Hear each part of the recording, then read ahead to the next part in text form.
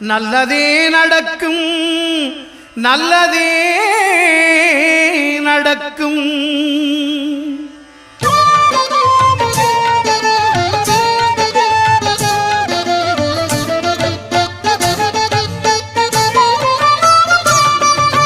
9 கோளும் ஒன்றாய் காண அங்கு கற்பகம் என்னும் கடவுளின் மெய்யில்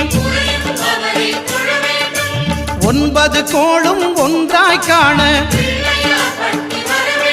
அங்கு கற்பகம் என்னும் கடவுளின் மெய்யில்